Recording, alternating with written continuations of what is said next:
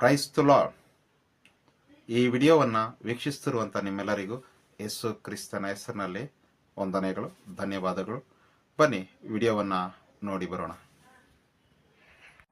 ಮತ್ತೊಂದು ಸಾರಿ ಈ ಮುಂಚಾನೆಯ ಪ್ರಾರ್ಥನೆಯಲ್ಲಿ ದೇವರನ್ನು ಬಯಸಿ, ದೇವರ ವಾಕ್ಯವನ್ನು ಬಯಸಿ, ಆತನ ಕೃಪೆಯನ್ನು ಬೇಡಿ ಬಂದಿರುವಂಥ ನಿಮ್ಮೆಲ್ಲರಿಗೂ ಯೇಸು ಕ್ರಿಸ್ತನ ಹೆಸರಿನಲ್ಲಿ ವಂದನೆಗಳನ್ನು ಸಲ್ಲಿಸ್ತೇನೆ. ಮುಂಚಾನೆಯಲ್ಲಿ ವಾಕ್ಯ ಹೀಗೆ ಹೇಳ್ತಾ ಇದೆ, 91ನೇ ಕೀರ್ತನೆಯಲ್ಲಿ, ಅವನು ನನ್ನಲ್ಲಿ ಆಸಕ್ತನಾಗಿರುವುದರಿಂದ ನಾನು ಅವನನ್ನು ರಕ್ಷಿಸುವೆನು, ನನ್ನ ನಾಮವನ್ನು ಅರಿತವನಾದದ್ದರಿಂದ ಅವನನ್ನು ಉದ್ಧರಿಸುವೆನು. ಅವನು ನನಗೆ ಮೊರೆ ಇಡುವಾಗ ಸದುತ್ತರವನ್ನು ದಯಪಾಲಿಸುವೆನು. ಇಕ್ಕಟ್ಟಿನಲ್ಲಿ ಹತ್ತಿರವಿದ್ದು ಅವನನ್ನು ತಪ್ಪಿಸಿ ಘನಪಡಿಸುವೆನು. ದೀರ್ಘಾಯುಷ್ಯವನ್ನು ಅನುಗ್ರಹಿಸಿ ಅವನನ್ನು ತೃಪ್ತಿಪಡಿಸುವೆನು. ನನ್ನ ವಿಶೇಷವಾದ ರಕ್ಷಣೆಯನ್ನು ತೋರಿಸುವೆನು. Praise the lord. ದೇವರ ನಾಮಕ್ಕೆ ಸ್ತೋತ್ರ ಉಂಟಾಗಲಿ. ಎಲ್ಲರಿಗೂ ಚಿರಪರಿಚಿತವಾದಂಥ ಕೀರ್ತನೆ ಇದು. ಯಾರೇ ಆಗಲಿ, ದುಃಖದಲ್ಲಿ, ನೋವಲ್ಲಿ, ಬಾಧೆಯಲ್ಲಿ, ನಿರೀಕ್ಷಣೆ ಇಲ್ಲದೆ ಇದ್ದಾಗ, ಭಯದಲ್ಲಿದ್ದಾಗ, ಅಯ್ಯೋ ನನ್ನ ಬದುಕಿಷ್ಟೇ, ಅಯ್ಯೋ ನನಗೆ ಯಾರೂ ಇಲ್ಲ, ಯಾರೂ ಸಹಾಯಕ್ಕೆ ಇಲ್ಲ ಅಂತ ದುಃಖದಲ್ಲಿದ್ದಾಗ, ನನ್ನ ಬದುಕು ಮುಗಿದೋಯ್ತು, ಇಷ್ಟೇ ನನ್ನ ಲೈಫ್ ಅನ್ನುವಾಗ ಈ ಕೀರ್ತನೆಯನ್ನು ಓದೋದಾದರೆ, ಈ ಕೀರ್ತನೆ ನಮ್ಮನ್ನೇನು ಮಾಡ್ತದೆ? ಬಲಪಡಿಸ್ತದೆ, ನಮ್ಮನ್ನು ನಿಲ್ಲಿಸ್ತದೆ. ಈ ವಾಕ್ಯ ನಮಗೇನು ಮಾಡ್ತದೆ ಅಂದರೆ, ಸತ್ತು ಬಿದ್ದಿರುವಂಥ ನಮ್ಮ ಜೀವಿತಕ್ಕೆ ಜೀವವನ್ನು ತುಂಬಿಸುವಂಥ ಕಾರ್ಯ ಮಾಡ್ತದೆ. ಅಯ್ಯೋ ನಮ್ಗೆ ಯಾರು ಸಪೋರ್ಟ್ ಇಲ್ಲ, ಭೂಮಿಯ ಮೇಲೆ ಯಾವ ಮನುಷ್ಯನು ನಮಗೆ ಏನು ಮಾಡೋದಿಲ್ಲ, ಸಪೋರ್ಟ್ ಮಾಡಲಿಕ್ಕೆ ಶಕ್ತಿ. ಒನ್ ಟೈಮ್ ಸ್ವಲ್ಪ ಸಪೋರ್ಟ್ ಮಾಡ್ತಾರೆ. ಎಲ್ಲಿವರೆಗೂ ಸಪೋರ್ಟ್ ಒಳ್ಳೆ ಮನುಷ್ಯ ಸಪೋರ್ಟ್ ಮಾಡ್ತಾ ಇದ್ದಾರೆ, ಎಲ್ಲಿವರೆಗೂ ಸಪೋರ್ಟ್ ಮಾಡ್ತಾರೆ? ಅವ್ರ ಕೈಯಲ್ಲಿ ಶಕ್ತಿ ಇರೋವರೆಗೂ ಸಪೋರ್ಟ್ ಮಾಡ್ತಾರೆ. ಆಮೇಲೆ ಕೆಲವು ಸಮಯ ನೋಡ್ರಿ, ಕೆಲವ್ರಿಗೆಲ್ಲ ಡಾಕ್ಟರ್ ಹೇಳ್ತಾರೆ, ಇನ್ನು ನನ್ನ ಕೈಯಲ್ಲಿ ಏನಾಗಲ್ಲಪ್ಪ, ದೇವರೇನಾದರೂ ಮಿರಾಕಲ್ ಮಾಡ್ತಾರೆ. ಸೊ ಮನುಷ್ಯನ ಕೈಯಲ್ಲಿ ಸ್ವಲ್ಪ ಮಾತ್ರವೇ ಸಹಾಯ ಮಾಡಲಿಕ್ಕಾಗ್ತದೆ. ಕೀರ್ತನಲ್ಲಿ ಹೇಳ್ತದೆ, ಮನುಷ್ಯನನ್ನು ಮೆಚ್ಚಬೇಡ್ರಿ, ಅವನೇನಂತೆ ಸಹಾಯ ಮಾಡಲಿಕ್ಕೆ ಶಕ್ತಿನಲ್ಲ ಅಂತ ವಚನ ನಮಗೇನಾಗ್ತದೆ, ಸಂಪೂರ್ಣವಾಗಿ ತಿಳಿಸ್ಕೊಡ್ತದೆ. ಹಲ್ಲೆಲೂಯಾ. ದೇವರ ನಾಮಕ್ಕೆ ಸ್ತೋತ್ರವಾಗಲಿ. ನಾವು ಕೀರ್ತನೆ 91ನೇ ವಚನದಲ್ಲಿ ನಾವು ಓದ್ತೇವೆ, ಪರಾತ್ಪರನ ಮೊರೆ ಹೊಕ್ಕಿರುವವನು ಸರ್ವಶಕ್ತನ ಆಶ್ರಯದಲ್ಲಿ ಏನಾಗಿರ್ತಾರಂತೆ, ಸುರಕ್ಷಿತವಾಗಿರ್ತಾರೆ. ಹಾಗಾದರೆ ನಾವು ಯಾರ ಆಶ್ರಯವನ್ನು ಬೇಡ್ಕೊಂಡು ಹೋಗಬೇಕು? ನಾವು ಈ ದಿನ ಯಾರ ಆಶ್ರಯವನ್ನು ಬೇಡ್ಕೊಂಡು ಹೋಗ್ತಾ ಇದ್ದೇವೆ? ಯಾರನ್ನು ಆಶ್ರಯವಾಗಿ ಇಟ್ಕೊಂಡಿದ್ದೇವೆ? ಯಾರ ಸಪೋರ್ಟಿಗಾಗಿ ಎದುರು ನೋಡ್ತಾ ಇದ್ದೇವೆ ಅನ್ನುವಂಥದ್ದು ಬಹಳ ಬಹಳ ಮುಖ್ಯ. ಇಲ್ಲಿ ವಚನ ಹೇಳ್ತದೆ, ಪರಾತ್ಪರನ ಮೊರೆ ಹೊಕ್ಕಿರುವನು. ಪರಾತ್ಪರನಂತ ಅವರು ಸರ್ವಶಕ್ತನು ಅಂತ ವಾಕ್ಯ ಹೇಳ್ತಾರೆ. ಸರ್ವ ಅಂದರೆ ಅವರಿಗೆ ಅಸಾಧ್ಯವಾದಂಥದ್ದು ಒಂದೂ ಇಲ್ಲ. ಯೇಸು ಕ್ರಿಸ್ತನಿಗೆ ಅಸಾಧ್ಯವಾದಂಥದ್ದು ಒಂದೂ ಇಲ್ಲ. ಆತನಿಗೆ ಎಲ್ಲವೂ ಸಾಧ್ಯ. ಹಾಗಂತೇಳಿ ನಾವು ಬೇಡುವ ಪ್ರತಿಯೊಂದು ನಮಗೆ ಸಿಗುತ್ತೆ ಅಂತ ನಾವು ಅಂದ್ಕೊಳ್ಬಾರ್ದು. ದೇವರ ಚಿತ್ತಕ್ಕನುಸಾರವಾಗಿರುವಂಥದ್ದು ನಮಗೆ ಏನು ಅವಶ್ಯಕತೆ ಇದೆಯೋ ಅದನ್ನು, ನೀತಿಗನುಸಾರವಾಗಿರುವಂಥವುಗಳನ್ನು ಮಾತ್ರವೇ ದೇವರೇನು ಮಾಡ್ತಾರೆ, ನಮಗೆ ಅನುಗ್ರಹಿಸ್ತಾರೆ. ಆತನ ಚಿತ್ತಕ್ಕೆ ಅನುಸಾರವಲ್ಲದದ್ದನ್ನು ನಾವು ಬೇಡ್ಕೊಳ್ಳುವಾಗ ದೇವರು ಅನುಗ್ರಹಿಸೋದಿಲ್ಲ. ಎಕ್ಸಾಂಪಲ್ ಏನು ಅಂದರೆ, ಈಗ ನನಗಿರೋ ಸಂಬಳಕ್ಕೆ, ನಾನು ಮಾಡುವ ಕೆಲಸಕ್ಕೆ, ನನ್ನ ಕೈಯಲ್ಲಿ ಏನು ಮೇಂಟೈನ್ ಮಾಡಲಿಕ್ಕಾಗುತ್ತೋ ಅಂಥವುಗಳನ್ನು ಮಾತ್ರ ದೇವರು ನಮಗೆ ಕೊಡ್ತಾರೆ. ಈಗ ನಮಗಿರೋ ಸಂಬಳಕ್ಕೆ ಕುಟುಂಬವನ್ನು ನಿಭಾಯಿಸ್ಕೊಂಡು ಒಂದು ಚಿಕ್ಕ ಬೈಕನ್ನು ಮೇಂಟೈನ್ ಮಾಡೋ ಕೆಪಾಸಿಟಿ ಇದ್ದರೆ ಅಷ್ಟನ್ನು ದೇವರು ಏನು ಮಾಡ್ತಾರೆ, ಅನುಗ್ರಹಿಸ್ತಾ ನಮ್ಮನ್ನು ನಡೆಸ್ಕೊಳ್ತಾ, ನೀತಿಯಲ್ಲಿರುವ ಹಾಗೆ ನಮ್ಮನ್ನು ನಡೆಸ್ಕೊಳ್ತಾ ಹೋಗ್ತಾರೆ. ಇಲ್ಲ ದೇವರೇ ನನಗೆ ಕಾರ್ ಬೇಕು, ಇನ್ನೊಂದು ಬೇಕು ಅಂದರೆ ಏನು ಮಾಡ್ತಾರೆ, ನನ್ನ ಕೆಪಾಸಿಟಿ ಏನಿದೆ ಇರುವಂಥದ್ರಲ್ಲಿ ನಾವೇನಾಗಿರಬೇಕು, ತೃಪ್ತಿ ಉಳ್ಳವರಾಗಿರ್ಬೇಕು. ಈಗ ದೇವ್ರು ಕಾರ್ ಕೊಟ್ಟರು ಅನ್ಕೊಳ್ಳಿ, ನಮ್ಮ ಕೈಲಿ ಅದನ್ನು ಮೇಂಟೈನ್ ಮಾಡಲಿಕ್ಕಾಗಲ್ಲ. ಮೇಂಟೈನ್ ಮಾಡೋಕ್ಕೆ ತಿರ್ಗಾ ಏನು ಮಾಡ್ತೇವೆ, ಸಾಲ ಮಾಡಲಿಕ್ಕೆ ಆರಂಭ ಮಾಡ್ತೀವಿ. ನಮಗೆ ಏನು ಮಾಡ್ತೀವಿ, ಸಾಲ ಮಾಡಲಿಕ್ಕೆ ಆರಂಭ ಮಾಡ್ತೇವೆ. ಅದು ಸರ್ವೀಸು, ಇನ್ನೊಂದಕ್ಕೆ ಹಣಕ್ಕೆ ಏನು ಮಾಡ್ತೀವಿ ಮತ್ತೆ? ದೇವರೇ ದುಡ್ಡು ಬೇಕು, ದೇವರೇ ದುಡ್ಡು ಬೇಕು, ದೇವರೇ ದುಡ್ಡು ಬೇಕು. ನಮ್ಮ ಮನಸ್ಥಿತಿ ಯಾವ ಕಡೆಗೆ ಓಡುತ್ತೆ ಅವಾಗ? ಇಷ್ಟು ದಿನ ದೇವರೇ ಅವ್ರನ್ನ ರಕ್ಷಣೆ ಮಾಡು, ದೇವರೇ ಇವ್ರಿಗೆ ಅನಾರೋಗ್ಯದಲ್ಲಿದ್ದಾರೆ, ಇವ್ರಿಗೆ ಆರೋಗ್ಯ ಕೊಡು, ದೇವರೇ ಆತ್ಮಗಳ ರಕ್ಷಣೆಗೆ ಬರಲಿ ಅಂತ ಇದ್ದು ನಾವೆಲ್ಲ ಯಾವ ಕಡೆ ತಿರ್ಕೊಳ್ತೀವಿ? ನಮ್ಮ ಮನಸ್ಸೆಲ್ಲ ದೇವರೇ ಅದಕ್ಕೆ ದುಡ್ಡು ಬೇಕು, ದೇವರೇ ಇದಕ್ಕೆ ಬೇಕು, ದೇವರೇ ಈ ಅವಶ್ಯಕತೆ ಇದೆ, ಆ ಅವಶ್ಯಕತೆ ಇದೆ ಅಂತ ನಮ್ಮ ಮನಸ್ಥಿತಿ ಪೂರ್ತಿ ಆ ಕಡೆಗೆ ತಿರ್ಕೊಂಡು. ಪ್ರೀತಿಯ ದೇವಜನರೇ, ನಾವು ಪ್ರತಿಯೊಂದನ್ನು ದೇವರ ಚಿತ್ತಕ್ಕನುಸಾರವಾಗಿ ದೇವರನ್ನು ಕೇಳಬೇಕು. ದೇವರೇ, ಇದು ನನ್ನ ಜೀವಿತಕ್ಕೆ ಒಳ್ಳೇದಾ? ಇದು ನಾನು ತಗೊಂಡ್ಮೇಲೆ ನಾನು ನಿನ್ನಲ್ಲಿ ಇರ್ತೀನ? ಇದಕ್ಕಿಂತ ಹೆಚ್ಚಾದ ಭಕ್ತಿಲಿ ನಾನು ಇರ್ತೀನ? ಇದು ನನ್ನ ಜೀವಿತಕ್ಕೆ ಬಂದರೆ ಇದಕ್ಕಿಂತ ಹೆಚ್ಚಾದಂಥ ಆಸಕ್ತಿ ನನ್ನಲ್ಲಿ ಇನ್ನೂ ನಿನ್ನ ಮೇಲೆ ಬೆಳೀತದ? ಇನ್ನೂ ಪ್ರೀತಿ ಜಾಸ್ತಿ ಆಗ್ತದ? ಇದನ್ನು ಕೇಳಬೇಕು ದೇವ್ರ ಹತ್ರ. ದೇವರೇ ನಮಗೆ ನಾವು ಅನೇಕ ಟೈಮ್ ಕೇಳ್ತೀವಿ, ನಾವು ಕೇಳೋದ್ರಲ್ಲೆಲ್ಲ 90% ಏನಿರುತ್ತೆ ಅಂದರೆ ಲೋಕದ ವಸ್ತುಗಳಿರುತ್ತೆ. ದೇವ್ರ ಚಿತ್ತವನ್ನು ಕಂಡುಕೊಳ್ಬೇಕು ನಾವು. ಲೋಕವು ಅದರಲ್ಲಿರುವಂಥ ಸಮಸ್ತವೇನಾಗುತ್ತಂತೆ? ಗತಿಸಿ ಹೋಗ್ತದಂತೆ. ಏನಾಗ್ತದೆ? ನಾಶವಾಗಿ ಹೋಗ್ತದೆ. ನಾಶವಾಗಿ ಹೋಗುವಂಥ ವಸ್ತುಗಳ ಮೇಲಿರುವಂಥ ಆಸಕ್ತಿ ನಮಗೆ ಇವತ್ತು ದೇವರ ಮೇಲೆ ಇಲ್ಲ, ಆತ್ಮಗಳ ಮೇಲೆ ಇಲ್ಲ. ನಮಗೆ ಆತ್ಮಗಳನ್ನು ಏನು ಮಾಡಬೇಕಂತೆ? ಕ್ರಿಸ್ತನಲ್ಲಿ ನಡೆಸುವಂತಹ ಆಸಕ್ತಿ ನಮ್ಮಲ್ಲಿರಬೇಕು. ಸ್ವಾರ್ಥ ಸಾರುವಂಥ ಆಸಕ್ತಿ ನಮ್ಮಲ್ಲಿರಬೇಕು. ಯೇಸು ಕ್ರಿಸ್ತನ ಕುರಿತಾದಂಥ ಪ್ರಕಟಣೆ ಅಂದರೆ ಆತನ ಕುರಿತು ಅನೇಕ ಜನಗಳಿಗೆ ಪ್ರಕಟಿಸುವಂಥ ಆಸಕ್ತಿ ನಮ್ಮಲ್ಲಿರಬೇಕು. ಅದಕ್ಕೆ ವಾಕ್ಯ ಹೇಳ್ತದೆ, ಅವನು ನನ್ನಲ್ಲಿ ಆಸಕ್ತನಾಗಿರೋದ್ರಿಂದ ರಕ್ಷಿಸುವ. ನಾವು ಕ್ರಿಸ್ತನಲ್ಲಿ ಆಸಕ್ತಿ ಉಳ್ಳವರಾಗಿದ್ದರೆ ಅದೆಂಥ ಪರಿಸ್ಥಿತಿ ಆದರೂ, ಎಂಥ ಸ್ಥಳವಾದರೂ, ಅದು ನಮ್ಮ ಆಯುಷ್ಕಾಲ ಪೂರ್ತಿ ಆಗದ ಹೊರತು ಎಂಥ ಮರಣ ಬಂದರೂ ದೇವರು ನಮ್ಮನ್ನೇನು ಮಾಡ್ತಾರೆ? ಅವುಗಳಿಂದ ಬಿಡಿಸಿ ರಕ್ಷಿಸ್ತಾರೆ. ದೇವರು ನಮಗೆ ಸ್ತೋತ್ರವಾಗಲಿ. ದೇವರು ರಕ್ಷಿಸುವುದಕ್ಕೆ ಸರ್ವಶಕ್ತನಾಗಿದ್ದಾನೆ. ನಾವು ಯಾರ ರಕ್ಷಣೆಯಲ್ಲಿದ್ದೀವಿ? ಪರಾತ್ಪರನಾದಂಥ ಯೇಸು ಕ್ರಿಸ್ತನ ರಕ್ಷಣೆಯಲ್ಲಿದ್ದೀವಿ. ಅವ್ರು ನಮ್ಮನ್ನೆಲ್ಲಿ ಇಟ್ಕೊಂಡಿದ್ದಾರೆ ಅಂತೆ? ಯೆಶಾಯನ ಪ್ರವಾದನೆ ಹೇಳ್ತದೆ, ಈಗೋ ನನ್ನ ಅಂಗೈಗಳಲ್ಲಿ ನಿನ್ನನ್ನು ಚಿತ್ರಿಸಿಕೊಂಡಿದ್ದಾನೆ. ಯಾರ ಅಂಗೈಗಳಲ್ಲಿದೆ? ದೇವರು ತನ್ನ ಅಂಗೈಗಳಲ್ಲಿ ನಮ್ಮನ್ನು ಮರೆ ಮಾಡಿ ಇಟ್ಕೊಂಡಿದ್ದಾರೆ, ಅಂಗೈಗಳಲ್ಲಿ ಚಿತ್ರಿಸಿಕೊಂಡಿದ್ದಾರೆ. ದೇವರ ಮಕ್ಕಳು ನಾವು. ಯೋಹಾನನ ಸುವಾರ್ತೆ 1:12 ಹೇಳ್ತದೆ, ನಾವೇನಾಗಿದ್ದೀವಂತ? ದೇವರ ಮಕ್ಕಳಾಗಿದ್ದಾರೆ. ದೇವರ ಮಕ್ಕಳಾಗಿರುವಾಗ, ಆತನ ಮಕ್ಕಳಾಗಿರುವಾಗ ನಮ್ಮ ಆಸಕ್ತಿ ಯಾರ ಮೇಲೆ ಇರಬೇಕು? ನಮ್ಮ ಇಂಟ್ರೆಸ್ಟ್, ನಮ್ಮ ಭಕ್ತಿ ಯಾರ ಮೇಲೆ ಇರಬೇಕು? ದೇವರ ಮೇಲೆ ನಮ್ಮ ಭಕ್ತಿ ಇರಬೇಕು. ಇವತ್ತು ನಮ್ಮ ಭಕ್ತಿ ಎಲ್ಲಿದೆ? ಇಂಟ್ರೆಸ್ಟ್ ಯಾರ ಮೇಲಿದೆ? ಎಂದ್ರ ಮೇಲಿದೆ ನಮ್ಮ ಆಸಕ್ತಿ? ಇವತ್ತು ಯಾರು ಫ್ರೀ ಇಲ್ಲ, ಎಲ್ಲರೂ ಬಿಸಿ. ಎಲ್ಲ ಬಿಸಿ. ಅಯ್ಯೋ ಬಿಸಿ, ಟೈಮೇ ಇಲ್ಲ, ಏನಕ್ಕೂ ಟೈಮ್ ಇಲ್ಲ ನಮಗೆ. ಕೆಲವು ಟೈಮಲ್ಲಿ ಊಟ ತಿನ್ನಕ್ಕೆ ಟೈಮ್ ಇರೋದಿಲ್ಲ. ನಮ್ಮ ದೇಹದ ಆರೋಗ್ಯಕ್ಕೆ ಸ್ವಲ್ಪ ಟೈಮ್ ಊಟ ತಗೊಳ್ಳೋಕೆ ಕೂಡ ನಮಗೆ ಟೈಮ್ ಇಲ್ಲದೆ ಇರೋ ಅಷ್ಟು ಬಿಸಿ ಓಡ್ತಾ ಇದ್ದೀವಿ ನಾವು. ಏನು ಬಿಸಿ? ಮೊಬೈಲ್ ಬಿಸಿ, ಅದರೊಳಗೆ ಮುಣುಕೊಂಡು ಹೋಗ್ಬಿಟ್ಟಿದೆ. ಊಟ ಮಾಡೋಕ್ಕೆ ಟೈಮ್ ಇಲ್ಲ ನಮಗೆ, ಅದರಲ್ಲಿ ಇರೋಷ್ಟು ಬಿಸಿ.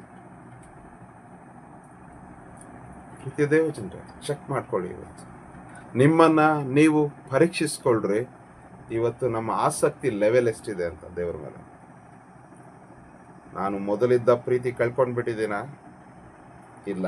ಕ್ರಿಸ್ತನನ್ನು ನಂಬಿ ಹೊಸದಾಗಿ ಕ್ರಿಸ್ತನ ಒಳಗಡೆ ನಾನು ಬಂದಾಗ ಯೇಸು ಕ್ರಿಸ್ತನ ಮೇಲೆ ನನಗಿದ್ದ ಆಸಕ್ತಿ, ನಾವು ಮಾಡ್ತಾ ಇದ್ದ ಪ್ರಾರ್ಥನೆ, ನಾವು ಮಾಡ್ತಾ ಇದ್ದಂಥ ಸುವಾರ್ತೆ, ನಾವು ಓದ್ತಾ ಇದ್ದಂಥ ವಾಕ್ಯ, ಅನೇಕ ಜನರಿಗೆ ಕ್ರಿಸ್ತನನ್ನು ಪ್ರಕಟಿಸ್ತದಂಥ ರೀತಿ, ನಾವು ಮಾಡ್ತಾ ಇದ್ದಂಥ ಉಪವಾಸ ಪ್ರಾರ್ಥನೆಗಳು, ಇದ್ದಂಥ ಭಕ್ತಿ ಈಗ ಇದೆಯಾ ಇಲ್ವಾ ಅನ್ನುವಂಥದ್ದನ್ನು ಚೆಕ್ ಮಾಡ್ಕೊಳ್ಬೇಕು. ಪ್ರಕಟಣೆಯಲ್ಲೇ ಹೇಳ್ತದೆ, ನೀನು ಮೊದಲಿದ್ದ ಪ್ರೀತಿ ನಿನ್ನಲ್ಲಿ ಇಲ್ಲ ಅಂದರೆ ದೇವ್ರೇನು ಮಾಡ್ತಾರಂತೆ? ಕಾರಿ ಬಿಡ್ತೇನೆ ಅಂತ ಪ್ರಕಟಣೆಯಲ್ಲಿ ಹೇಳ್ತದೆ. ಯಾವ ಪರಿಸ್ಥಿತಿಲಿದ್ದೀವಿ? ದೇವರು ಅಂಗೈಗಳಲ್ಲಿ ಇಟ್ಕೊಂಡು ತನ್ನ ಮಕ್ಕಳು ಅಂತ ಭದ್ರಪಡಿಸ್ತಾ ಇದ್ದಾರೆ. ಅಲ್ಲೇ ಇರಬೇಕು ಅನ್ಕೊಂಡಿದೀವ ನಾವು? ಈಗ ಬಾಯಿ ಒಳಗಡೆಯಿಂದ ಕಾರಿ ಬಿಟ್ಟಿದ್ದನ್ನು ನಾವು ಮತ್ತೆ ಎತ್ಕೊಂಡು ತಿಂತೀವ?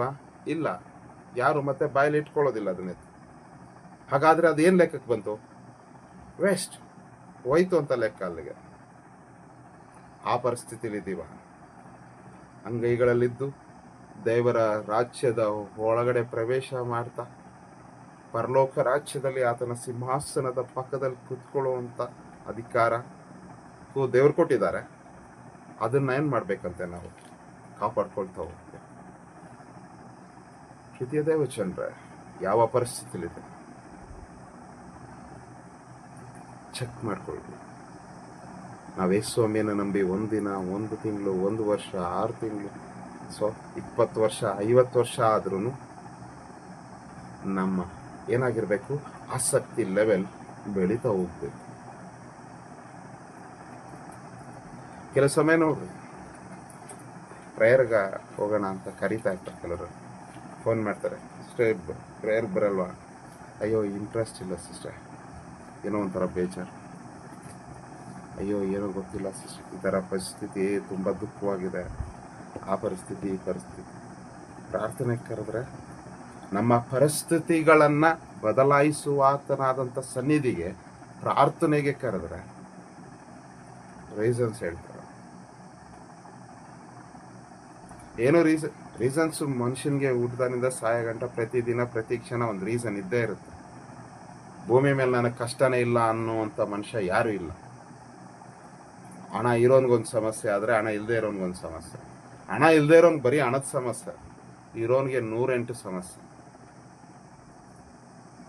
ಪ್ರತಿ ಮನುಷ್ಯನಿಗೂ ಏನಿದೆ? ಕಾರಣ ಇದೆ. ನಾವು ಕಾರಣಗಳನ್ನು ಏನು ಮಾಡಬಾರ್ದು? ಹೇಳಬಾರ್ದು. ಕಾರಣಗಳನ್ನು ಹೇಳಬಾರ್ದು. ಯಾಕೆಂದ್ರೆ ಯೇಸು ಕ್ರಿಸ್ತನು ನಮ್ಮ ಪರಿಸ್ಥಿತಿಗಳನ್ನು ಕ್ಷಣ ಮಾತ್ರದಲ್ಲೇ ಬದಲಾಯಿಸುವುದಕ್ಕೆ ಸರ್ವಶಕ್ತನಾಗಿದ್ದಾನೆ.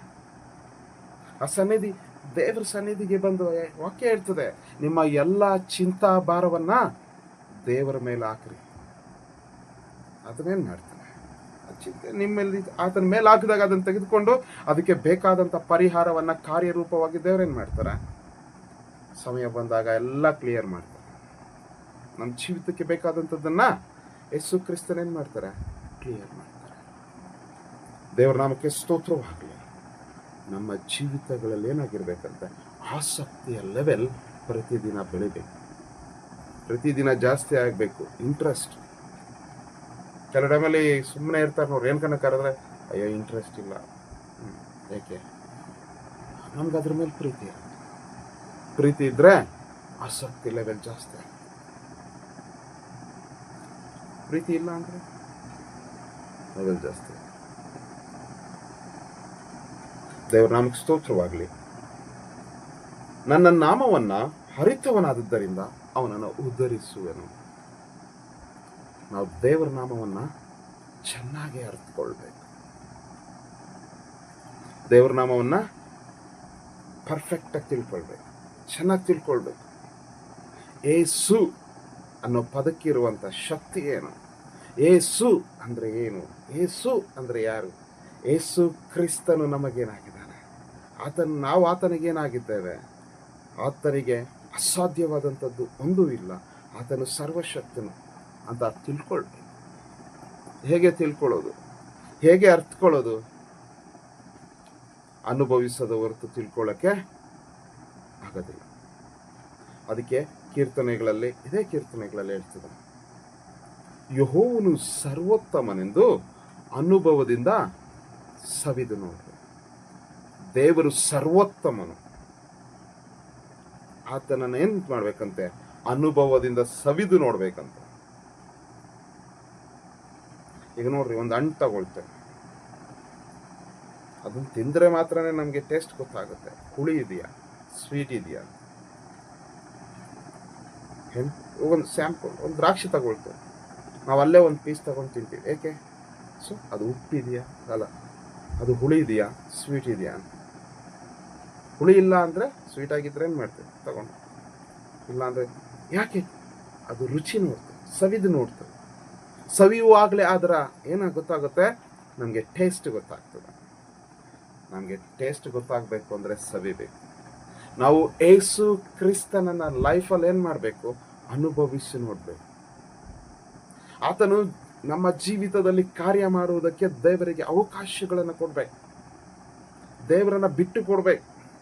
ದೇವರಿಗೆ ನಮ್ಮ ಜೀವಿತವನ್ನ ಆತನ ಕೈಗಳಿಗೆ ಬಿಟ್ಟು ಕೊಟ್ಟು ಅನುಭವಿಸಿ ನೋಡುವಾಗಲೇ ಗೊತ್ತಾಗ್ತದೆ ದೇವರು ಸರ್ವೋತ್ತಮನ. ಆವಾಗಲೇ ನಾವು ದೇವರನ್ನ ತಿಳ್ಕೊಳ್ಳೋಕೆ ಸಾಧ್ಯ. ಇಲ್ಲ ಅಂದ್ರೆ ದೇವರನ್ನ ಏನ್ ಮಾಡ್ಲಿಕ್ಕಾಗಲ್ಲ, ತಿಳ್ಕೊಳ್ಳಕ್ಕೆ ಆಗೋದೇ ಇಲ್ಲ. ದೇವರನ್ನ ತಿಳ್ಕೊಳ್ಳಕ್ಕೆ ನೆವರ್. ಅನುಭವಿಸ್ಬೇಕು. ಪರಿಶುದ್ಧಾತ್ಮನನ್ನು ಅನುಭವಿಸ್ಬೇಕು. ವಿತ್ ಇನ್ ಸ್ಪಿರಿಟ್ ನಾವು ಆತ್ಮನಲ್ಲಿ ಅನುಭವಿಸ್ಬೇಕು. ಶರೀರ ಸಪೋರ್ಟ್ ಮಾಡೋದಿಲ್ಲ. ಯಾವತ್ತು ನಮಗೆ ಆತ್ಮನ ವಿಚಾರಕ್ಕೆ ಶರೀರ ಸಪೋರ್ಟ್ ಮಾಡೋದಿಲ್ಲ. ಆತ್ಮನಲ್ಲಿ ಅನುಭವಿಸ್ಬೇಕು. ಪವಿತ್ರ ಆತ್ಮನಿಗೆ ನಮಗೆ ಒಳಗಡೆ ಕಾರ್ಯ ಮಾಡಲಿಕ್ಕೆ ಬಿಟ್ಟು ಕೊಡ್ಬೇಕು ನಮ್ಮನ್ನು.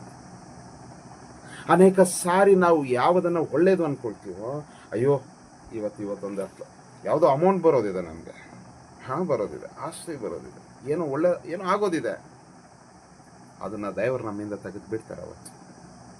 ಅವತ್ತು ನಮಗೆ ಅದು ಬರೋದಿಲ್ಲ. ಹಾಗಾದ್ರೆ ಕೆಟ್ಟದ್ದು ಅದು ಅಲ್ಲ.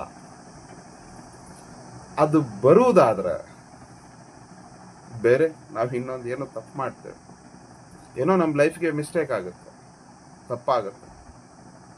ಅದಕ್ಕೆ ದೇವರು ಅದನ್ನೇನು ಮಾಡೋದಿಲ್ಲ, ನಮ್ಮ ಒಳಗಡೆ ಬರಗೊಡಿಸೋದು. ಅನೇಕ ಸಾರಿ ಅನೇಕ ಜನ ಹಾಗೆ ಯೇಸು ಕ್ರಿಸ್ತನನ್ನು ತಪ್ಪು ತಿಳ್ಕೊಳ್ತಾರೆ. ಅಯ್ಯೋ ನಾನು ಕೈಗೂಡ್ಬೇಕಾಗಿತ್ತು, ದೇವರು ಅದನ್ನು ನಮ್ಮಿಂದ ತಪ್ಪಿಸ್ಬಿಟ್ರು, ದೇವರು ನಮ್ಗೆ ಅದು ಆಗ್ದಿದ್ದಂಗೆ ಮಾಡಿಬಿಟ್ರು. ನಾ ಎಷ್ಟು ಪ್ರಾರ್ಥನೆ ಮಾಡಿದೆ. ಈ ಲೋಕದಲ್ಲಿರುವಂಥ ನಮಗೆ ಗೊತ್ತು ನಮ್ಮ ಮಕ್ಕಳಿಗೆ ಏನು ಕೊಡಬೇಕು, ಏನು ಕೊಡಬಾರ್ದು. ನಾವು ನಮ್ಮ ಮಕ್ಕಳು ಅನೇಕ ಸಾರಿ ನಮ್ಮ ಮಕ್ಕಳಿಗೆ ನಾವು ಕೆಲವೊಂದನ್ನೆಲ್ಲ ಕೊಡಿಸೋದಿಲ್ಲ. ಯಾಕೆ ಅಂತ ನಮಗೂ ಗೊತ್ತು. ಅದರಿಂದ ಅವ್ರಿಗೆ ಅಪಾಯ ಇದೆ ಅಂತ ಗೊತ್ತು. ಅದಕ್ಕೆ ನಾವೇನು ಮಾಡೋದಿಲ್ಲ, ಅವುಗಳನ್ನೆಲ್ಲ ಕೊಡಿಸೋದು ಇಲ್ಲ, ಅಂತ ಅವ್ರ ಕೈಯಲ್ಲಿ ಕೊಡೋದು ಇಲ್ಲ. ಇಷ್ಟೊಂದು ಯೋಚನೆ ಮಾಡುವಂಥ ಈ ಲೋಕದ ಮನುಷ್ಯರಾದ ನಮಗೆ ಆದರೆ ನಮ್ಮನ್ನು ತಮ್ಮ ಜೀವಶ್ವಾಸವನ್ನು ಓದಿ ನಮ್ಮನ್ನು ಸೃಷ್ಟಿ ಮಾಡಿ ತಾಯಿಯ ಗರ್ಭದಲ್ಲಿರುವಾಗಲೇ ನಮ್ಮನ್ನು ಹೆಸರಿಡಿದು ಕರೆದು ಈ ಭೂಮಿಯ ಬಂದ ಮೇಲೆ ಇದುವರೆಗೂ ತನ್ನ ರಕ್ತವನ್ನು ಶಿಲುಬೆಯ ಮೇಲೆ ಸುರಿಸಿ ಪ್ರಾಣ ಕೊಟ್ಟು ನಮ್ಮನ್ನು ಕೊಂಡುಕೊಂಡು ನಮ್ಮನ್ನು ತನ್ನ ಮಕ್ಕಳನ್ನಾಗಿ ಮಾಡಿರುವಂಥ ದೇವರಿಗೆ ನಮಗೇನು ಅವಶ್ಯಕತೆ, ನಮಗೇನು ಕೊಡಬೇಕು, ನಮ್ಗೆ ಯಾವುದು ಕೊಟ್ಟರೆ ಜೀವಿತ ಒಳ್ಳೇದಾಗಿರ್ತದೆ ಅಂತ ಅವ್ರಿಗೆ ಚೆನ್ನಾಗಿ ಗೊತ್ತು.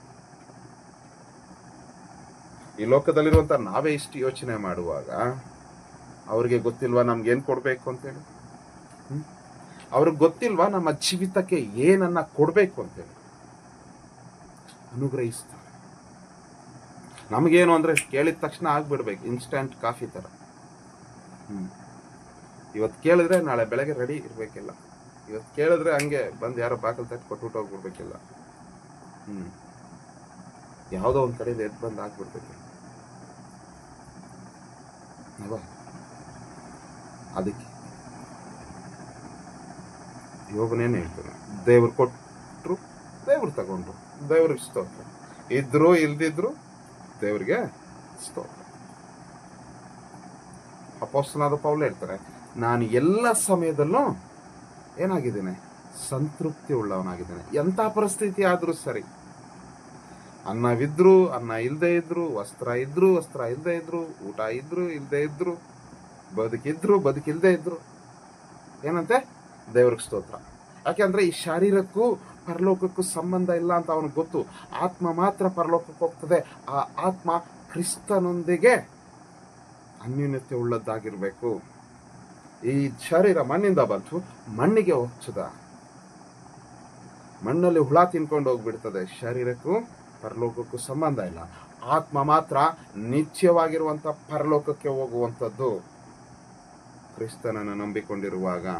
ಇಲ್ಲ ಅಂದರೆ ನಿತ್ಯ ನರಕದಲ್ಲಿ ಇರ್ತದೆ ಅಂತ ಪೌಲನಿಗೆ ಚೆನ್ನಾಗಿ ಅರ್ಥಕೊಂಡಿದ್ದ. ಅದಕ್ಕೆ ಅವನು ಹೇಳ್ತಾನೆ, ಅನ್ನವೋ ವಸ್ತ್ರವೋ ಈ ಲೋಕದ ಯಾವುದು ನನ್ನನ್ನು ಕ್ರಿಸ್ತನ ಪ್ರೀತಿಯಿಂದ ಅಗಲಿಸೋದಿಲ್ಲ ಅಂತ ಹೇಳ್ತಾನೆ. ಇವತ್ತು ನಮ್ಮನ್ನ ಕ್ರಿಸ್ತನ ಪ್ರೀತಿಯಿಂದ ಅಗಲಿಸ್ತಾ ಇರುವಂಥದ್ದನ್ನ ಇವತ್ತು ನಮ್ಮ ಲೈಫಿಂದ ಕಟ್ ಮಾಡಿ ಪಕ್ಕಿಟ್ಬಿಡ್ಬೇಕು. ಅದೇನಾದರೂ ಸರಿ, ಯಾವುದಾದ್ರೂ ಸರಿ. ಕ್ರಿಸ್ತನ ಪ್ರೀತಿಯಿಂದ ಅಗಲಿಸುವಂಥದ್ದು ಹೊರಗಡೆ ಜನ ಅಲ್ಲ, ಒಳಗಡೆ ಜನನೂ ಅಲ್ಲ, ನಿಮ್ಮ ಕುಟುಂಬದ ಜನನೂ ಅಲ್ಲ. ಕ್ರಿಸ್ತನ ಪ್ರೀತಿಯಿಂದ ನಿಮ್ಮನ್ನು ಅಗಲಿಸ್ಕೊಳ್ಳುವಂಥದ್ದು ಫಸ್ಟ್ ನೀವೇ. ಫಸ್ಟ್ ಆಫ್ ಆಲ್ ಕ್ರಿಸ್ತನ ಪ್ರೀತಿಯಿಂದ ಅಗಲಿಸಿಕೊಳ್ಳುವಂಥದ್ದು ನಿಮ್ಮನ್ನು ನೀವೇ. ಏನಾಗ್ತಿರುವಂತ ಹೇಗೆ ಅಂತ ಹೇಳ್ಬೇಕಾ? ನಮ್ಮ ಆಸೆಗಳು ನಮ್ಮನ್ನು ಅಗಲಿಸ್ತವೆ ಕ್ರಿಸ್ತನ ಪ್ರೀತಿಯನ್ನು.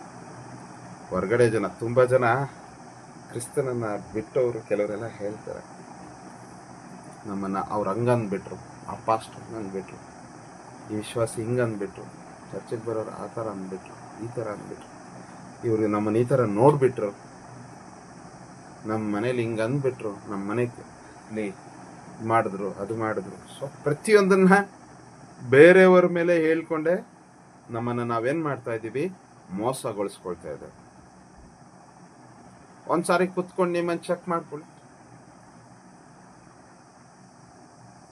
ಸ್ವಾಮಿ ಹೇಳಿದ್ರ ನೀನು ಅವರನ್ನು ನೋಡು. ಸಭೆಗೆ ಬಂದಾಗ ಸ್ವಾಮಿ ಹೇಳಿದ್ರ ನೀನು ದೇವಾಲಯಕ್ಕೆ ಏನಕ್ಕೋಸ್ಕರ ಹೋಗ್ತಾ ಇದ್ದೀರ? ದೇವ್ರನ್ನ ಆರಾಧಿಸ್ಲಿಕ್ಕೆ ಹೋಗ್ತಾ ಇದ್ದೀವಿ, ದೇವರನ್ನ ಮಹಿಮೆ ಪಡಿಸ್ಲಿಕ್ಕೆ ಹೋಗ್ತಾ ಇದ್ದೇವೆ. ಓದು ಸೋಮವಾರದಿಂದ ಭಾನುವಾರದವರೆಗೂ ನನ್ನನ್ನು ದೇವರು ಕಾಪಾಡಿದ್ದಾರೆ, ಕೃತಜ್ಞತೆ ಹೇಳೋದಕ್ಕೋಸ್ಕರ ನಾನು ದೇವಾಲಯಕ್ಕೆ ಹೋಗ್ತಾ ಇದ್ದೇನೆ. ನನ್ನ ದೇವರನ್ನು ದರ್ಶಿಸಿ ಆ ಕೃಪೆಯನ್ನು ಹೊಂದ್ಕೊಂಡು ಆ ಮಹಿಮೆಯಲ್ಲಿ ನಿಂತ್ಕೊಂಡು ಎಲ್ಲರೊಟ್ಟಿಗೆ ನನ್ನ ತಂದೆಯಾದ ದೇವರನ್ನು ನಾನು ಆರಾಧಿಸೋದಕ್ಕೋಸ್ಕರ ಹೋಗ್ತಾ ಇದ್ದೇನೆ. ಹೋಗಿದ ಕೆಲಸ ಮಾಡಿಕೊಂಡು ಸೈಲೆಂಟಾಗಿ ಬಂದರೆ ಏನು ಸಮಸ್ಯೆಗಳಿರಲ್ಲ. ಪಕ್ಕದವ್ರನ್ನ ಯಾಕೆ ನೋಡ್ತೀವಿ ನಾವು? ಅವ್ರು ಹೇಗಾದರೂ ಇರಲಿ, ನಿಮ್ಗದು ಬೇಕಾಗಿಲ್ಲ. ಅವ್ರು ಪರಿಶುದ್ಧವಾಗಿದ್ರೆ ಪರಲೋಕಕ್ಕೆ ಬರ್ತಾರ. ಪರಿಶುದ್ಧತೆಯನ್ನು ಕಳ್ಕೊಂಡ್ರೆ ಪರಲೋಕದ ಆಚೆ ನಿಂತ್ಕೊಳ್ತಾರೆ. ನಾನು ಹೋಗ್ತೀನಾ ಇಲ್ವಾ? ನಾನು ಪರಿಶುದ್ಧವಾಗಿದ್ದೀನಾ ಇಲ್ವಾ? ನಾನು ಕ್ರಿಸ್ತನ ನೀತಿಯಲ್ಲಿ ಇದ್ದೀನಾ ಇಲ್ವಾ? ಕ್ರಿಸ್ತನ ಮಹಿಮೆಯಲ್ಲಿ ನಿಂತ್ಕೊಂಡಿದ್ದೀನಾ ಇಲ್ವಾ? ಆ ಪರಿಶುದ್ಧತ್ವವೆಂಬ ಭೂಷಣದೊಡನೆ ದೇವರ ಆಲಯದೊಳಗಡೆ ನಾನು ಬಂದಿದ್ದೇನಾ ಇಲ್ವಾ ಅನ್ನುವಂಥದ್ದು ಬಹಳ ಮುಖ್ಯ. ಮೊದಲು ಯಾವಾಗಲೂ ನಮ್ಮನ್ನು ನಾವು ನೋಡ್ಕೊಂಡು ಹೋಗ್ತಾ ಇರಬೇಕು. ಈ ದಿನ ಅಷ್ಟೇ, ನಮಗೆ ಪಕ್ಕದವ್ರ ತಟ್ಟೆ, ಪಕ್ಕದವ್ರ ಊಟ ತಿನ್ನೋ ಎಲೆ, ಪಕ್ಕದವ್ರ ಬದುಕುಗಳನ್ನು ನೋಡ್ಕೊಂಡೇ ಬದುಕ್ತಾ ಇದ್ದೀವಿ. ಯಾಕೆ? ನಮ್ಮ ಬದುಕನ್ನು ನೋಡ್ಕೊಳ್ಳೋಣ, ನಮ್ಮ ತಟ್ಟೆಲಿರೋಷ್ಟು ನಾವು ತೃಪ್ತಿಯಾಗಿ ಊಟ ಮಾಡೋಣ, ನಮ್ಮ ಜೀವಿತ ನಾವು ಪರಿಶುದ್ಧವಾಗಿ ಇಟ್ಕೊಳ್ಳೋಣ. ನಾನು ಸರಿಯಾಗಿದ್ದೀನಾ? ನನ್ನ ನೋಟ ಸರಿಯಾಗಿದೆಯಾ? ನನ್ನ ಮಾತು ಸರಿಯಾಗಿದೆಯಾ? ನನ್ನ ಬದುಕು ಸರಿಯಾಗಿದೆಯಾ? ಮತ್ತೊಬ್ಬರು ನಮ್ಮನ್ನು ನೋಡಿ ಅನ್ನೋ ಮಟ್ಟಿಗೆ ನಮ್ಮನ್ನು ಇಟ್ಕೊಂಡಿದ್ದೀವ ನಾವು? ಮೊದಲು ನಮ್ಮನ್ನು ನಾವು ಪರೀಕ್ಷಿಸ್ಕೊಳ್ಬೇಕು. ನಮ್ಮ ಜೀವಿತಗಳಿಗೆ ನಮ್ಮನ್ನು ನಾವು ಫಸ್ಟ್ ಸೆಲ್ಫ್ ಟೆಸ್ಟ್ ಮಾಡ್ಕೊಳ್ಬೇಕು. ಅದಕ್ಕೆ ಕರ್ತನ ಮೆಸ್ ಕೊಡುವಾಗ ವಾಕ್ಯ ಓದಿಸ್ತಾರೆ. ಒಂದು ಕೊರಿಂಥ 11ನೇ ಅಧ್ಯಾಯದಲ್ಲಿ ನಿಮ್ಮನ್ನು ನೀವು ಪರೀಕ್ಷಿಸ್ಕೊಂಡ್ರೆ, ಸತ್ಯವೇದ ಯಾವಾಗೂ ಹೇಳೋದು ನಮ್ಮನ್ನು ನಾವು ಪರೀಕ್ಷಿಸ್ಕೊಳ್ಬೇಕು. ನಾನು ಸರಿಯಾಗಿದ್ದೀನ ಅಂತ ಚೆಕ್ ಮಾಡ್ಕೊಳ್ಬೇಕು. ಅದು ಬೈಬಲ್ ನಮ್ಗೆ ಹೇಳ್ಕೊಡೋದು. ನಮ್ಮ ಕಣ್ಣಲ್ಲಿ ತೊಲೆ ಇಟ್ಕೊಂಡಿರ್ತೇವೆ, ಕಣ್ಣೇ ಮುಚ್ಚಿ ಹೋಗ್ಬಿಟ್ಟಿರ್ತದೆ. ಬೇರೆಯವ್ರ ಜೀವಿತದಲ್ಲಿ ಇರೋ ಸಣ್ಣ ಸಣ್ಣ ರವೆಗಳು ಹುಡ್ಕೊಂಡು ಹೋಗ್ತಾ ಇರ್ತೇವೆ. ಹಂಗೆ ಹುಡ್ಕೊಂಡು ಹೋಗೋದು. ಆಮೇಲೆ ದೇವ್ರು ಸರಿ ಇಲ್ಲ, ದೇವ್ರು ಕೊಟ್ಟಿಲ್ಲ, ದೇವ್ರು ನೋಡಿಲ್ಲ, ದೇವ್ರು ಕಾಪಾಡಿಲ್ಲ ಅಂತ ದೇವ್ರ ಮೇಲೆ ನೆಪ ಹಾಕ್ಕೊಂಡು ಬದುಕೋದು ನಮ್ಮ ಜೀವನ. ಎಲ್ಲಿಗೆ ಹೋಗ್ತಾ ಇದೆ ನಮ್ಮ ಬದುಕು ಇವತ್ತು? ದೇವರಲ್ಲಿ ಆಸಕ್ತಿ ಉಳ್ಳವರಾಗಿರ್ಬೇಕು, ಭಯ ಭಕ್ತಿ ಇರ್ಬೇಕು ನಮ್ಗೆ. ನಮ್ಮನ್ನು ನಾವು ಚೆಕ್ ಮಾಡ್ಕೊಳ್ಬೇಕು. ಫಸ್ಟು ನಮ್ಮನ್ನು ನಾವು ಚೆಕ್ ಮಾಡ್ಕೊಳ್ಳಿ. ನಾನು ಸರಿಯಾಗಿದ್ದೀನಾ? ನನ್ನ ಜೀವಿತದ ಪ್ರತಿಯೊಂದು ಕಾರ್ಯಗಳಲ್ಲಿ ದೇವರ ಚಿತ್ತ ಕರೆಕ್ಟ್ ಆಗಿದೆಯಾ? ದೇವರು ಕೇಳ್ಬಿಟ್ಟೆ ಕಾರ್ಯಗಳನ್ನ ಮಾಡ್ತಾ ಇದ್ದೀನಾ? ದೇವ್ರ ಕೇಳಿ ಕೆಲಸ ಮಾಡ್ತಾ ಇದ್ದೀನಾ? ಅನೇಕ ಸಾರಿ ಹೆಚ್ಚಿನದ್ದು ಬರ್ತದೆ ಅಂತಂದ್ರೆ ದೇವ್ರನ್ನ ಕೇಳಲ್ಲ, ಮಾಡಲ್ಲ, ಹೋಗ್ಬಿಡ್ತೀವಿ, ತಿವಿಸ್ಕೊಳ್ತಾ ಇರ್ತೀವಿ. ಆಮೇಲೆ ಆ ಕಡೆ ಈ ಕಡೆ ಪಕ್ಕೆ ಎಲ್ಲ ತಿವಿಸ್ಕೊಳ್ತಾ ಇರ್ತೀವಿ. ಅಷ್ಟು ಭಾನುವಾರ ರಜೆ ಕೊಡ್ತಾ ಇಲ್ಲ. ಅಷ್ಟು ಭಾನುವಾರ ಆರಾಧನೆಗೆ ಬರೋಕ್ಕಾಗ್ತದೆ, ದೇವ್ರನ್ನ ಆರಾಧಿಸ್ಲಿಕ್ಕೆ ಸಮಯ ಸಿಗ್ತದೆ. ಯಾಕೆ? ಹೋಗುವುದಕ್ಕಿಂತ ಮುಂಚೆ ದೇವರ ಚಿತ್ತವನ್ನು ತಿಳ್ಕೊಳ್ಬೇಕು. ಯಾವುದೇ ವಿಚಾರಕ್ಕೆ, ಯಾವುದೇ ಕಾರ್ಯಕ್ಕಾಗ್ಲಿ ದೇವರ ಚಿತ್ತವನ್ನು ತಿಳ್ಕೊಳ್ಬೇಕು. ಏನು ತಿಳ್ಕೊಳ್ಳೋದಿಲ್ಲ, ನಮ್ಗೆ ಇಷ್ಟಾನುಸಾರ ಬದುಕ್ತೇವೆ. ನಮ್ಮನ್ನು ನಾವು ಚೆಕ್ ಮಾಡ್ಕೊಳ್ಳೋದಿಲ್ಲ, ನಮ್ಗೆ ಇಷ್ಟಾನುಸಾರ ಬದುಕ್ತೇವೆ. ನಮ್ದು 108 ತಪ್ಪಿದ್ರು ಪಕ್ಕಿಟ್ಬಿಟ್ಟು ಪಕ್ಕದವ್ರನ್ನ ನೋಡ್ಕೊಂಡು ಅವ್ರ ತಪ್ಪು ಹುಡ್ಕೊಂಡಿರ್ತಾರೆ. ಮತ್ತೊಬ್ಬರಲ್ಲಿ ತಪ್ಪು ಹುಡುವುದಕ್ಕೆ ನಾವು ಯಾರು? ನಾವೆಷ್ಟರವರು? ನಮ್ಮಲ್ಲಿ ತಪ್ಪು ಹುಡ್ಕಕ್ಕೆ ಶುರು ಮಾಡಿದ್ರೆ ಪ್ರತಿ ಹೆಜ್ಜೆಗೂ ಒಂದು ತಪ್ಪು ಸಿಗುತ್ತೆ. ನಮ್ದು ಪ್ರತಿ ಹೆಜ್ಜೆಗೂ ಒಂದು ಮಿಸ್ಟೇಕ್ ಇರುತ್ತೆ. ಅವುಗಳನ್ನು ಸರಿಪಡಿಸ್ಕೊಂಡು ದೇವರ ರಾಜ್ಯಕ್ಕೆ ಹೋಗುವುದಕ್ಕೆ ಪರಿಶುದ್ಧತೆ ಎಂಬ ಭೂಷಣವನ್ನು ನಮ್ಮ ಜೀವಿತಕ್ಕೆ ಅಳವಡಿಸ್ಕೊಳ್ಬೇಕು. ನಮ್ಮ ಜೀವಿತವನ್ನ ಸಣ್ಣ ಸಣ್ಣ ಏನು ಗುಳ್ಳೆ ನರಿಗಳ ತರ ಇರುವಂತ ಆಲೋಚನೆಗಳು ಅವು ಇವೆಲ್ಲ ಹಾಳು ಮಾಡ್ತಾ ಇರ್ತವೆ. ಅವುಗಳನ್ನೆಲ್ಲ ಕಿತ್ತು ಹಾಕಿ ಸುಂದರವಾದ ತೋಟವನ್ನಾಗಿ ನಮ್ಮ ಲೈಫನ್ನು ಇಟ್ಕೊಳ್ಳೋಣ. ಮತ್ತೊಬ್ಬರಿಗೆ ಉಪಯೋಗವಾಗುವಂತ ಒಂದು ಒಳ್ಳೆ ಬದುಕನ್ನು ನಾವು ಇಟ್ಕೊಳ್ಳೋಣ. ಅದಕ್ಕೆ ದೇವರು ಹೇಳ್ತಾರೆ ನೋಡಿ, ನಮಗೆ ಮೊದಲನೇದೇನಾಗಿರ್ಬೇಕು, ದೇವರಲ್ಲಿ ಆಸಕ್ತಿ ಇರಬೇಕು, ದೇವ್ರನ್ನ ಚೆನ್ನಾಗಿ ಅರ್ಥಕೊಳ್ಬೇಕು. ಅನುಭವ, ಕ್ರಿಸ್ತನಿಗೆಲ್ಲ ನಮ್ಮ ಜೀವಿತದಲ್ಲಿ ಕಾರ್ಯ ಮಾಡಲಿಕ್ಕೆ ಬಿಟ್ಕೊಡ್ಬೇಕು ದೇವ್ರನ್ನ. ದೇವ್ರನ್ನ ಚೆನ್ನಾಗಿ ತಿಳ್ಕೊಂಡಿದ್ರೆ ಸೊ ಏನಂತ ನಾವು ಮೊರೆ ಇಡುವಾಗ ದೇವ್ರೇನು ಮಾಡ್ತಾರಂತೆ, ನಮ್ಮನ್ನ ಬಿಡಿಸಿ ಕಾಪಾಡಿ ರಕ್ಷಿಸ್ತಾರೆ. ಈ ಕೀರ್ತನೆ ಮೊದಲಿನಿಂದ ಕಡೆವರೆಗೂ ಓದಿದ್ರೆ ಸೊ ದೇವ್ರೇನು ಮಾಡ್ತಾರೆ, ನಾವು ಕ್ರಿಸ್ತನಲ್ಲಿರುವುದಾದ್ರೆ ಪ್ರತಿ ಕ್ಷಣ ದೇವ್ರು ನಮ್ಮನ್ನು ಕಾಪಾಡ್ತಾರೆ, ದೇವ್ರು ನಮ್ಮನ್ನು ರಕ್ಷಿಸ್ತಾರೆ, ಅವ್ರು ನಮ್ಮನ್ನು ನಡೆಸ್ತಾರೆ.